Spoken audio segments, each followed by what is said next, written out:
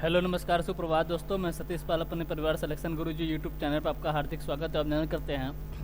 हम आशा करते हैं कि आप सभी स्वस्थ और मस्त होंगे। तो चलिए हम रोज़ की तरह आज भी जीएस के 20 क्वेश्चन को आपके सामने लेकर आए हुए हैं, ठीक, जो कि आपके पेपर 1 तारीख से हो रहे हैं आपके सीआरपीएफ ट्रेडमैन एवं जो कि आने वाले आगामी जो यूपीपी कांस्टेबल की वैकेंसी उसी के आधारित पर 20 जीएस का हम डेली 20 के क्वेश्चन कराते हैं। ठीक, तो चलिए हम अपने प्रैक्टिस सेट की तरफ बढ़ते हैं और अपना पहला क्वेश्चन देखते हैं। हमारा पहला क्वेश्चन दिया है कि निम्नलिखित में से कौन सा भारत का राष्ट्रीय जलीय पशु है। निम्नलिखित में से कौन भारत का राष्ट्रीय जलीय पशु है। ऑप्शन है दिया आपका गंगा डॉल्फिन, अरे ऑप्शन है दिया आपका गंगा घड़ियाल, ऑप्शन भी दिया आपका कछुआ, ऑप्शन सी दिया आपका गंगा डॉल्फिन और ऑप्शन डी दिया आपका नीली व्हेल। तो क्या कर रहा है, निम्नलिखित में से कौन सा भारत का राष्ट्रीय जलीय पशु है। जलीय पशु है, राष्ट्रीय जलीय पशु है। तो राष्ट्रीय जलीय पशु की बात कर कौन सा हो जाए आपका गंगा डॉल्फिन, यानी ऑप्शन सी हमारा सही आंसर होता है। अगर जैसे भारत के बारे में और बात कर ले, जैसे राष्ट्रीय पक्षी हो गया, कौन सा पक्षी हो गया, फल हो गया, वृक्ष हो गया और हो गया आपका पशु हो गया, राष्ट्रीय पशु हो गया।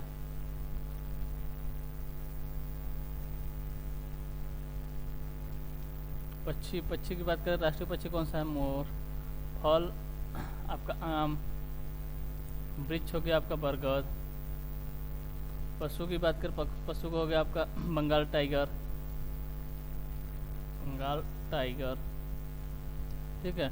और विरासत पशु की बात करें, राष्ट्रीय विरासत पशु, विरासत पशु, विरासत पशु हो जाएगा आपका हाथी, क्या हाथी। और कुछ रहा, राष्ट्रीय पक्षी पूछे तो मोर हो गया, फल आम हो गया, राष्ट्रीय वृक्ष हो गया बरगद, राष्ट्रीय पशु बोले बंगाल टाइगर, राष्ट्रीय पशु बोले तो राष्ट्रीय विरासत पशु बोले तो आपका हाथी हो गया, राष्ट्रीय जलीय पशु बोले तो गंगा डॉल्फिन हो गया। और कुछ अगर छूट रहा तब कमेंट बॉक्स में ज़रूर बताइएगा, ठीक है। ये आपके लिए होमवर्क काम होगा कि और अगर जो राष्ट्रीय भारत के राष्ट्रीय पशु मतलब राष्ट्रीय से कुछ चीज़ें अगर छूट रही हैं तो आप बता दीजिएगा, ठीक। तो चलिए अगला क्वेश्चन देखते हैं। अगला क्वेश्चन दिया, भारतीय क्रांतिकारी मंगल पांडे ने किस छावनी में विद्रोह किया था। भारतीय क्रांतिकारी मंगल पांडे ने किस छावनी में विद्रोह किया था। ऑप्शन ने दिया आपका मेरठ, ऑप्शन बी दिया आपका नसीराबाद, ऑप्शन सी दिया आपका दिल्ली, ऑप्शन डी दिया आपका बैरकपुर, ऑप्शन डी दिया आपका बैरकपुर। तो किस छावनी में इन्होंने विद्रोह किया था आपके बैरकपुर छावनी में। ऑप्शन डी हमारा जो है ये सही आंसर होता है। अगर हम किसकी बात करें, मंगल पांडे की बात करें, मंगल पांडे कौन थे, पहले भारतीय सैनिक थे जिन्होंने खुलेआम आदेशों का अवहेलना किया था। खुलेआम आदेशों का अवहेलना करने वाले पहले सैनिक थे, ठीक। अगर पूछे ये किस रेजिमेंट के मतलब सैनिक थे, 34वें नेटिव इन्फेंट्री कंपनी के सैनिक थे। किस 34वें नेटिव इन्फेंट्री कंपनी के सैनिक थे, कौन, मंगल पांडे, ठीक है। तो चलिए अगला क्वेश्चन देखते हैं। अगला क्वेश्चन दिया आपको, पाइका किस भारतीय राज्य से संबंधित एक पारंपरिक नृत्य है। पाइका किस भारतीय राज्य से संबंधित एक पारंपरिक नृत्य है। ऑप्शन है दिया आपका उत्तराखंड, ऑप्शन बी दिया आपका झारखंड, ऑप्शन सी दिया आपका सिक्किम और ऑप्शन डी दिया है मध्य प्रदेश।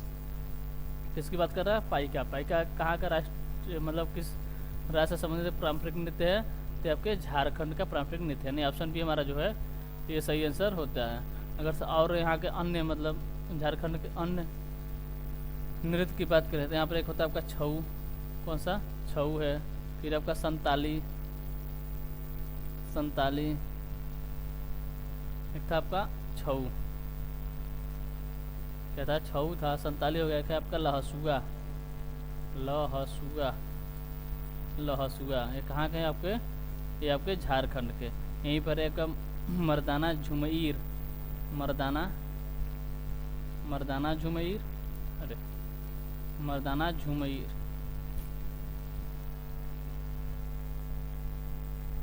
क्या है, मर्दाना झुमईर, और एक है आपका जनाना झुमईर, ये सब कहाँ के, ये सब आपके झारखंड से संबंधित, यानी झारखंड राज्य के पारंपरिक नृत्य हैं। ठीक, यानी ऑप्शन बी हमारा जो है ये सही आंसर होता है। ऑप्शन डी हमारा क्या है, सही आंसर होता है। ठीक, अगर हम मध्य प्रदेश की बात करें, मध्य प्रदेश में कौन कौन से पारंपरिक नृत्य मनाए जाते हैं, तो यहाँ पे क्या है, ग्रीदा। क्या है, ग्रीदा। गिद्दा पूछे तो पंजाब हो जाएगा, और ग्रीदा पूछे तो मध्य प्रदेश का। ग्रीदा है। एक है आपका मटकी, मटकी जो कि 1 तारीख के CRP अपडेट बन के क्वेश्चन में पेपर में पूछा गया क्वेश्चन कि मटकी कहाँ का पारंपरिक लोक नृत्य है। हाल ही में जो एक CRP अपडेट बन के आपके पेपर में है, उनके 2nd या 3rd शिफ्ट में ये क्वेश्चन पूछा गया था कि मटकी कहाँ का लोक नृत्य है। ये आपके मध्य प्रदेश का है। कौन सा, मटकी। और कहाँ क्या हो गया, ग्रीदा हो गया, मटकी हो गया, क्या जवारा, या जवारा।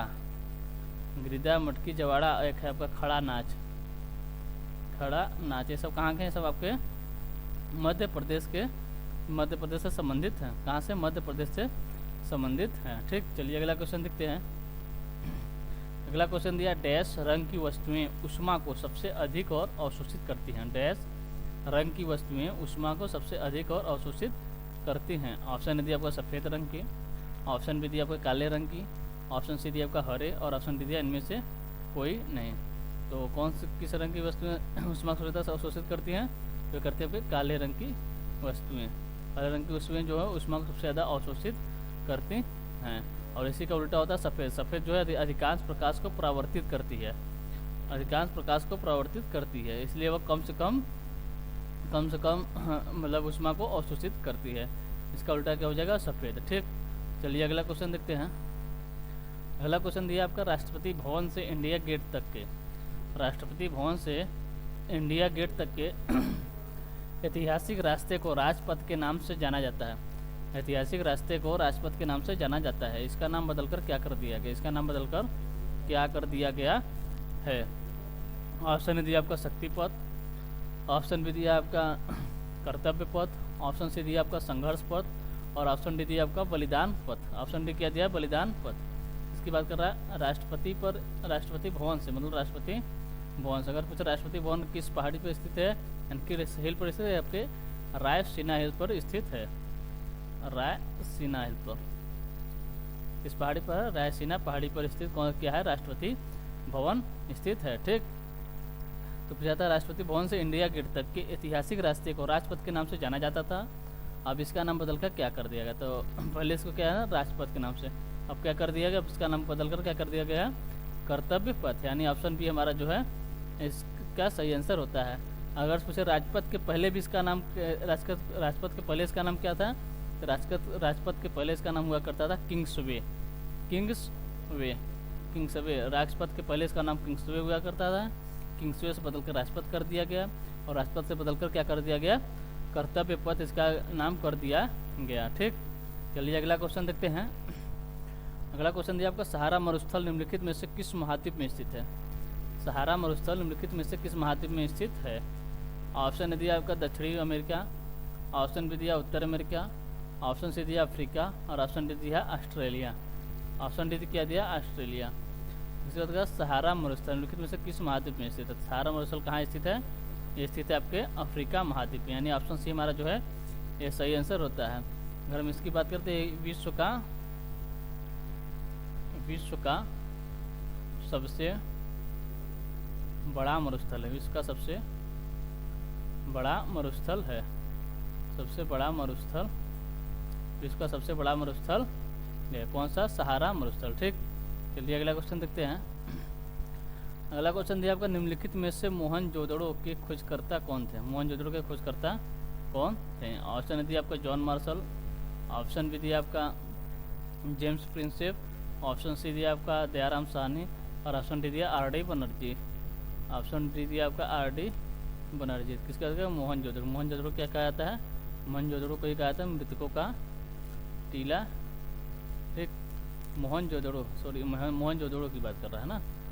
तो क्या पूछा क्वेश्चन पूछा कि मोहनजोदड़ो के खोजकर्ता कौन है, तो मोहनजोदड़ो के खोजकर्ता कौन है, ये आपके आर डी बनर्जी, यानी ऑप्शन डी हमारा जो है ये सही आंसर होता है। ठीक, अगर पूछे जेम्स प्रिंसेप के बारे में बात करें, जेम्स प्रिंसेप कौन है, इन्होंने ही अशोक के शिलालेखों को पढ़ा था। ठीक, चलिए अगला क्वेश्चन देखते हैं। अगला क्वेश्चन दिया, निम्नलिखित में से किस ग्रंथ से हमें भारत और इटली के बीच होने वाले व्यापार की जानकारी मिलती है? निम्नलिखित में से किस ग्रंथ से हमें भारत और इटली के बीच होने वाले व्यापार की जानकारी मिलती है? ऑप्शन दिया आपका नेचुरल हिस्ट्री, ऑप्शन बी दिया आपका जियोग्राफी, ऑप्शन सी दिया इंडिका और ऑप्शन डी दिया इनमें से कोई नहीं। इसके बाद निम्नलिखित में से किस ग्रंथ से हमें भारत और इटली के बीच होने वाले व्यापार की जानकारी मिलती है? तो कौन सा ग्रंथ है? तो ग्रंथ आपका नेचुरल हिस्ट्री। कौन सा? नेचुरल हिस्ट्री, यानी ऑप्शन ये हमारा सही आंसर होता है। अगर पूछे इसकी रचना किसने की थी, इसकी रचना किसने की थी? तो इसकी रचना किए थे आपके प्लिनी। कौन थे? प्लिनी ने नेचुरल हिस्ट्री की रचना की थी। अगर इस रचना के बारे में मतलब इस बुक के बारे में बात करें, इस बुक में और क्या जानकारी? तो इस बुक में है आपके अनेक व्यापारिक, इस बुक में क्या है लिख दीजिए, इसमें अनेक व्यापारिक वस्तुओं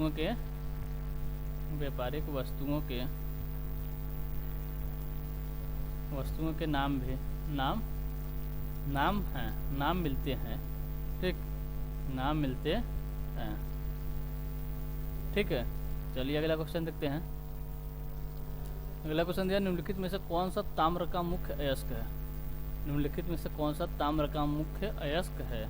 ऑप्शन ए दिया आपका मेलाकाइट, ऑप्शन बी दिया आपका कैलेमाइन, ऑप्शन सी दिया है गैलेना और ऑप्शन डी दिया है डोलोमाइट। ऑप्शन डी क्या दिया है? डोलोमाइट। अगर हम डोलोमाइट की बात करते हैं, किसका अयस्क है?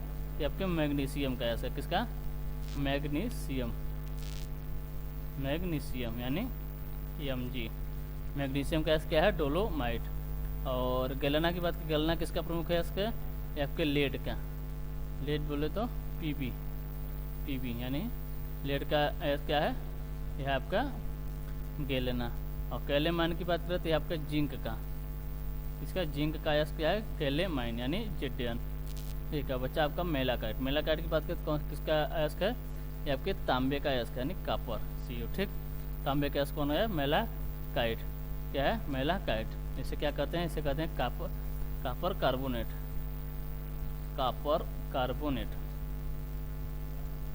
कार्बोनेट भी इसे ही कहते हैं। इसका रासायनिक सूत्र क्या होगा? इसका रासायनिक सूत्र होगा Cu2CO3 OH ट्वाइस। ठीक, यह क्या है? कॉपर कार्बोनेट का रासायनिक सूत्र है। चलिए अगला क्वेश्चन देखते हैं। अगला क्वेश्चन है, भारतीय प्रायद्वीप डैश तक फैला हुआ है? भारतीय प्रायद्वीप डैश तक फैला हुआ है?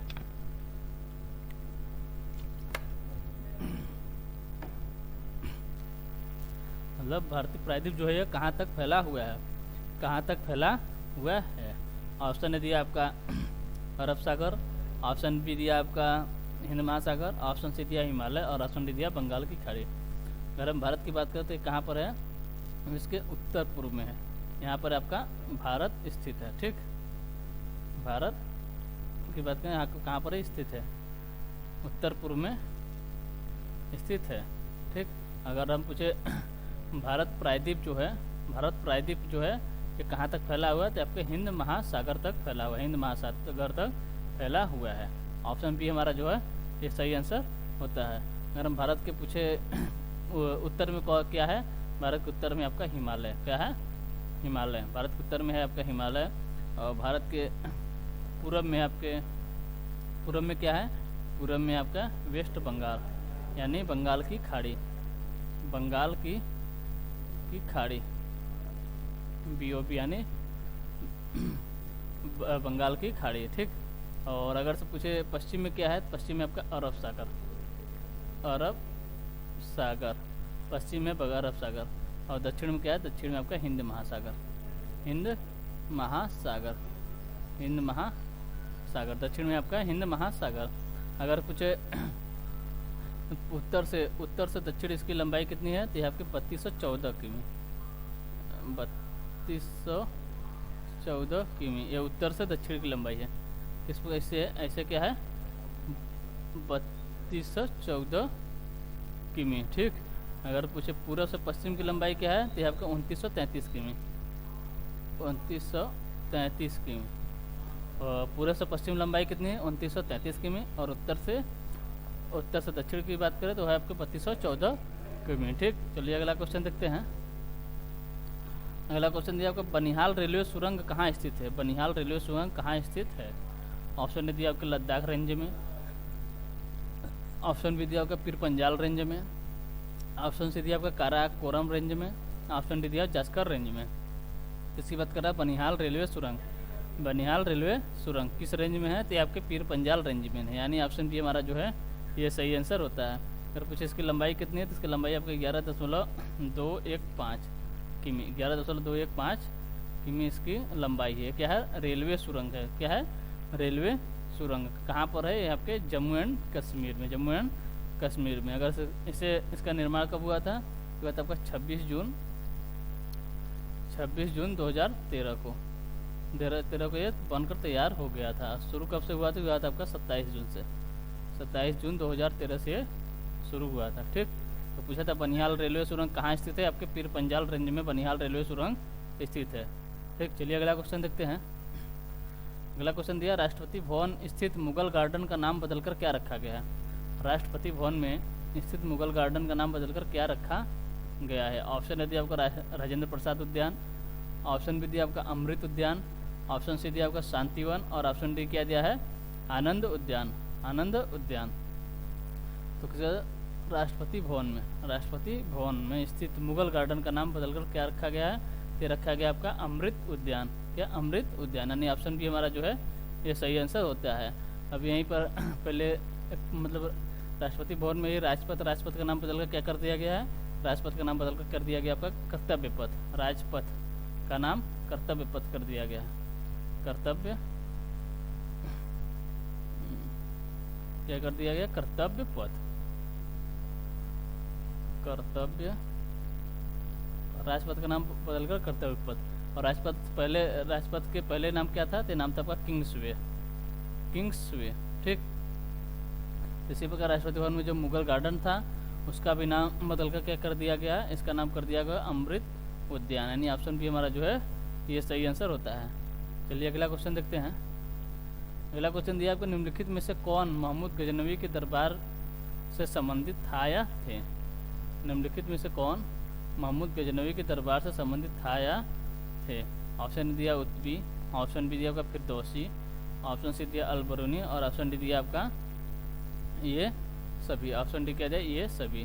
तो इसका महमूद गजनवी के दरबार से कौन संबंधित है, ये तीनों, उत्बी, फिरदौसी और अलबरूनी, ये तीनों संबंधित है, यानी यह सभी, यानी ऑप्शन डी हमारा जो है यह मतलब यह सभी सही आंसर होता है।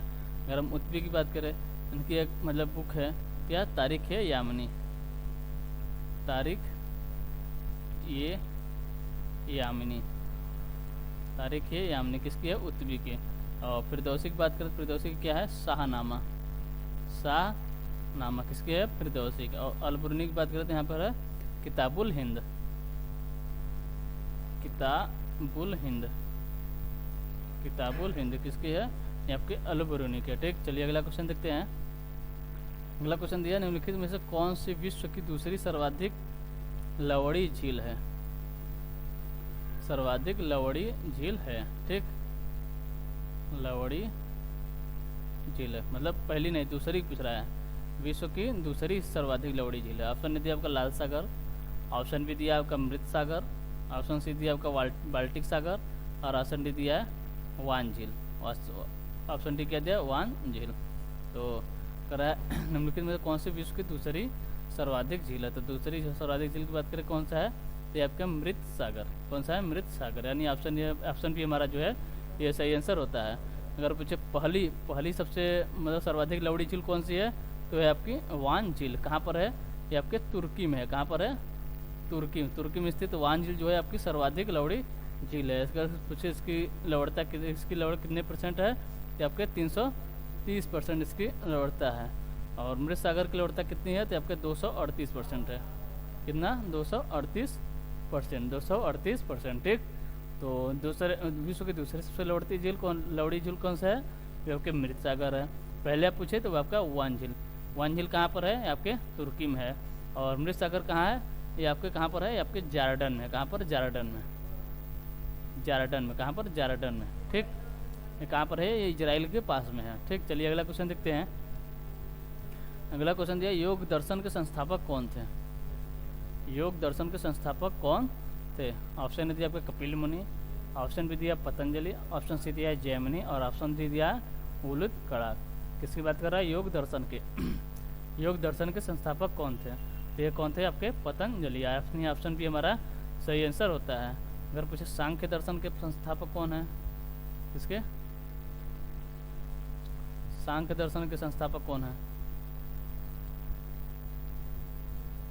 सांख्य दर्शन के संस्थापक कौन है? और एक हो गया आपके पूर्व मीमांसा, पूछ ले पूर्व मीमांसा। पूर्व मीमांसा के प्रतिपादक कौन है? और है आपके वैशेषिक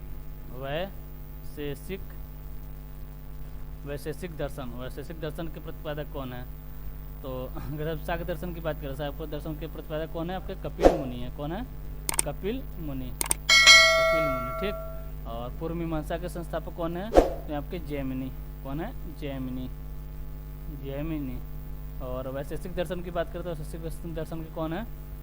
ये है आपके कणाद मुनि। कौन? कणाद मुनि। ठीक, तो हमारा आंसर था, हमारा क्वेश्चन था कि योग दर्शन के संस्थापक कौन थे या हैं? तो ये हैं आपके पतंजलि, यानी ऑप्शन बी हमारा जो है ये सही आंसर होता है। चलिए अगला क्वेश्चन देखते हैं। अगला क्वेश्चन दिया है गीतांजलि।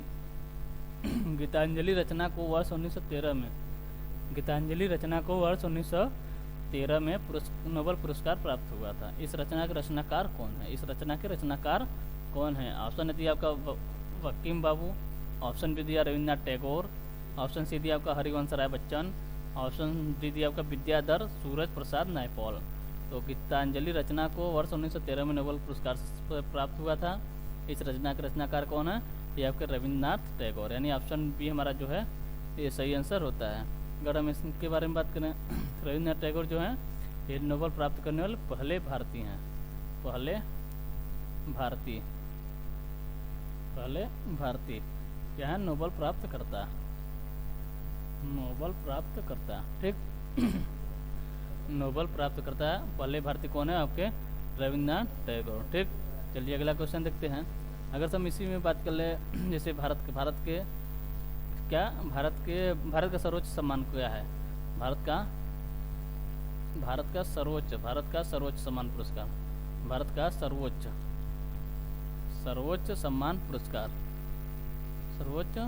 सम्मान पुरस्कार कौन सा है? तो आपका भारत रत्न है पुरस्कार। इसमें क्वेश्चन क्या है? इसमें सबसे बड़ी क्वेश्चन है कि इसमें कितने मतलब भारत में कितने महिलाओं को भारत रत्न से सम्मानित किया गया है? तो टोटल कितनी महिलाएं को दिया गया है? या टोटल 5 महिलाओं को दिया गया है। पहली महिला कौन है भारत रत्न पाने वाली? तो है आपकी इंदिरा गांधी। कौन है? इंदिरा गांधी। इन्हें कब दिया गया? तो इन्हें दिया गया आपका 1972 में। कब दिया गया है? 1972 में। इनके बाद दिया गया आप किसको? मदर टेरेसा को। अगर पूछे इन्हें कब दिया गया? तो इन्हें दिया गया था आपको 1980 में। 1980 में किसे दिया गया? मदर टेरेसा को 1980 में दिया गया था।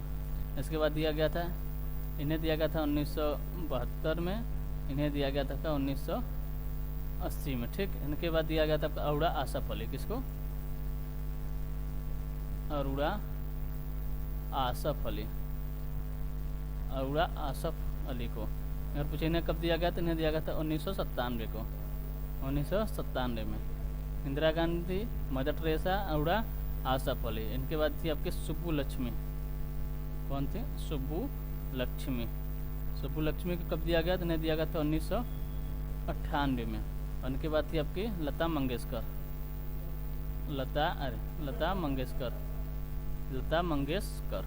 इन्हें कब दिया गया था? इन्हें दिया गया था 2001 में। ठीक, तो भारत रत्न की बात करें, भारत रत्न कितने महिलाओं को दिया गया था? टोटल 5 महिलाओं को दिया गया था। पहली भारत रत्न प्राप्तकर्ता महिला कौन है? तो आपकी इंदिरा गांधी हैं। मदर टेरेसा दूसरी हैं 1980 में। अरुणा आसफ अली तीसरी 1997 में। चौथी सुब्बुलक्ष्मी है। लेकिन पूछे संगीत के क्षेत्र में पहली मतलब भारत रत्न प्राप्त करता महिला कौन है, तो आपके सुब्बू लक्ष्मी है। कब? 1998 में। इनके बाद मिला आपके लता मंगेशकर को। कब? 2001 में। ठीक, चलिए अगला क्वेश्चन देखते हैं। अगला क्वेश्चन दिया, भारत के पहले परमाणु परीक्षण का कोड नेम क्या था? भारत के पहले परमाणु परीक्षण का कोड नेम क्या था? ऑप्शन दिया आपका छगाई 11, ऑप्शन बी दिया आपका स्माइलिंग बुद्धा, ऑप्शन सी दिया प्रोजेक्ट 596, ऑप्शन सी दिया शक्ति 11, ऑप्शन डी क्या दिया शक्ति 11। तो किसकी बात कर रहा है? भारत में पहले परमाणु परीक्षण का कोड नेम क्या था? भारत में पहले परमाणु परीक्षण का कोड नेम क्या था? तो क्या था? स्माइलिंग बुद्धा। यानी ऑप्शन बी हमारा जो है ये सही आंसर हुआ था। अगर पूछे परीक्षण कब हुआ था, तो हुआ था आपका 18 मई 1974 में। कहाँ पर हुआ था? हुआ था आपका राजस्थान के पोखरण जिले में। कहाँ पर? पोखरण जिले कहाँ पर? यहाँ पर मरुस्थल में हुआ था। ठीक, कब हुआ था? हुआ था 18 मई 1974 को परीक्षण किया गया था। अगर पूछे भारत परमाणु परीक्षण में किस स्थान पर है, तो भारत परमाणु परीक्षण में 6ठे स्थान पे है। पहले स्थान पे कौन है? पहले स्थान पे आपका यूएसए यानी अमेरिका, दूसरे स्थान पे आपका रूस, तीसरे पे आपका ब्रिटेन है, चौथे पे फ्रांस है, और पाँचवें पे कौन है? पाँचवें पे आपका चीन, और चीन के बाद कौन है? चीन के बाद आपका भारत 6ठे स्थान पर। ठीक, तो चलिए अगला क्वेश्चन देखते हैं। अगला क्वेश्चन दिया आपका, जब कोई जहाज समुद्र से नदी में प्रवेश करता है तब, जब कोई जहाज समुद्र से नदी में प्रवेश करता है तब डैश आगे क्या होगा? यानी ऑप्शन ए हमारा दिया थोड़ा ऊपर उठ जाता है, ऑप्शन बी दिया हुआ थोड़ा डूब जाता है, ऑप्शन सी दिया आपका सामान्य स्थिति में रहता है, और ऑप्शन डी दिया इनमें से कोई नहीं। तो जब कोई जहाज जो समुद्र से नदी में प्रवेश करता है तो क्या होता है? वो थोड़ा डूब जाता है। क्यों डूब जाता है? क्योंकि जो समुद्र के जल होती है और नदी का जल होता है, इनमें जो इनके घनत्व में जो अंतर होता है, तो उस अंतर के कारण जो है आपको मतलब जहाज जो है नदी में जाते ही थोड़ा डूब जाता है। किसके अपेक्षा? समुद्र की अपेक्षा नदी में थोड़ा डूब जाता है। किसके कारण? समुद्र के जल और नदी के जल के घनत्व के अंतर के कारण। यानी ऑप्शन बी हमारा जो है ये सही आंसर होता है। ठीक, क्या? वह थोड़ा डूब जाता है। जब कोई जहाज समुद्र से नदी में प्रवेश करता है तब वह थोड़ा डूब जाता है। ठीक, चलिए अगला क्वेश्चन देखते हैं। अगला क्वेश्चन दिया आपका, निम्नलिखित में से किसने दिल्ली को सल्तनत की राजधानी बनाया? निम्नलिखित में से किसने दिल्ली को सल्तनत की राजधानी बनाया? ऑप्शन ए दिया आपका बलबन, ऑप्शन बी दिया इल्तुतमिश, ऑप्शन सी दिया अलाउद्दीन खिलजी, ऑप्शन डी दिया आपका कुतुबुद्दीन ऐबक। ठीक, तो किसकी बात करें? दिल्ली सल्तनत की बात करें, कितने राजवंश हुए थे? उसमें टोटल 5 राजवंश हुए थे। कौन कौन से हुए थे? जी, के, टी, यस, यल। कौन कौन से? यहाँ पर हो गया आपका गुलाम वंश, केस हो गया आपका खिलजी वंश, फिर इसके बाद आता है आपका तुगलक वंश हो गया, फिर इसके बाद आपका सैयद वंश, फिर इसके बाद आपका लोधी वंश। कौन सा? लोधी वंश। ठीक है, तो क्वेश्चन पूछा दिल्ली सल्तनत की राजधानी बनाया था, किसने बनाया था? तो बनाया था आपके इल्तुतमिश ने। किसने? इल्तुतमिश ने। ऑप्शन बी हमारा जो है ये सही आंसर होता है। अगर इल्तुतमिश की बात करें तो इन्हें क्या कहा जाता है? इन्हें गुलामों का गुलाम भी किसे कहा जाता है? इल्तुतमिश का गुलाम क्यों कहा जाता है? क्योंकि ये किसके गुलाम थे? ये कुतुबुद्दीन ऐबक के गुलाम थे, और कुतुबुद्दीन ऐबक किसके थे? मोहम्मद गौरी के गुलाम थे, तो इसीलिए इन्हें गुलामों का गुलाम कहा जाता है। किसको? इल्तुतमिश को। ठीक, अगर पूछे इनका कार्यकाल कब से कब तक था, मतलब इन्हें शासन कब से कब तक किया था? इन्हें शासन किया था 1210 से 1236 तक, 1210 से 1236 तक। ठीक, अगर 21 वंश के थे तो थे आपके गुलाम वंश के शासक थे, गुलाम वंश के सेकेंड शासक थे, या फिर बोले थे पूरे गुलाम वंश के वास्तविक शासक थे, गुलाम वंश के वास्तविक संस्थापक थे। गुलाम वंश के वास्तविक संस्थापक कौन थे? तो वे थे आपके संस्थापक, वैसे आपके इल्तुतमिश। और वैसे संस्थापक कौन थे? संस्थापक थे कुतुबुद्दीन ऐबक। कब से कब तक थे? 1206 से 1210 तक। ठीक, चलिए अगला क्वेश्चन देखते हैं। अगला क्वेश्चन दिया, भारतीय संविधान का कौन सा अनुच्छेद यह कहता है राज्य के पर्यावरण के संरक्षण एवं संवर्धन का और वन तथा वन्य जीवों का रक्षा करने का प्रयास करेगा? ऑप्शन दिया अनुच्छेद 36, ऑप्शन बी अनुच्छेद 24, ऑप्शन सी दिया होगा अनुच्छेद 48 से, ऑप्शन डी दिया अनुच्छेद 12। तो किसकी बात कर रहा है? कौन सा अनुच्छेद कहता है कि राज्य देश के पर्यावरण के संरक्षण एवं संवर्धन का और वन तथा वन्य जीवों की रक्षा करने के लिए प्रयास करें? कौन सा किस अनुच्छेद में बताया गया? अनुच्छेद 48 से। अनुच्छेद 48 से, यानी ऑप्शन सी हमारा जो है ये सही आंसर होता है। अनुच्छेद 48 से किसके अंतर्गत आता है? कि आपके आता है आपका राज्य के नीति निर्देशक तत्व। राज्य के नीति निर्देशक तत्व के अंतर्गत आता है। नीति निर्देशक तत्व के अंतर्गत आता है। फिर राज्य के नीति निर्देशक तत्व किस भाग में है? तो भाग 4 में। किसमें? भाग 4 में। अनुच्छेद कहाँ से कहाँ तक है? तो अनुच्छेद है आपका 36 से 51। ठीक। अगर सोचे इसके पहले भाग 3 की बात करें, भाग 3 में क्या है? तो भाग 3 में आपका मौलिक अधिकार है। क्या है? मौलिक अधिकार है। इसमें अनुच्छेद कहाँ से कहाँ तक है? अनुच्छेद 12 से 35 तक। अनुच्छेद 12 से 35 तक क्या है? मौलिक अधिकार। और इसके बाद पहले आता है भाग 2, क्या है? नागरिकता। अनुच्छेद कहाँ से कहाँ तक? अनुच्छेद 5 से 11। इसके पहले आता है भाग 1। इसमें संघ एवं राज्य क्षेत्र दिया है। संघ एवं राज्य क्षेत्र। ठीक। ये अनुच्छेद कहाँ से कहाँ तक है? ये अनुच्छेद है आपका अनुच्छेद राज्य क्षेत्र की बात है। अनुच्छेद है आपका अनुच्छेद कहाँ से कहाँ तक? अनुच्छेद 1 से अनुच्छेद 4 तक है। अनुच्छेद 1 से अनुच्छेद 4 तक क्या है? संघ एवं राज्य क्षेत्र। ठीक। चलिए अगला आज के लिए बस इतना ही। ठीक। आज के लिए ये BC क्वेश्चन थे। हम मिलते हैं आपसे अगले प्रैक्टिस सेट में। ठीक है। अगर सेशन आपको अच्छा लग रहा है तो लाइक एवं सब्सक्राइब जरूर करें और शेयर करना ना भूलें। ठीक है। तो तब तक लिए आपको टेक केयर, बाय बाय, जय हिंद, जय भारत।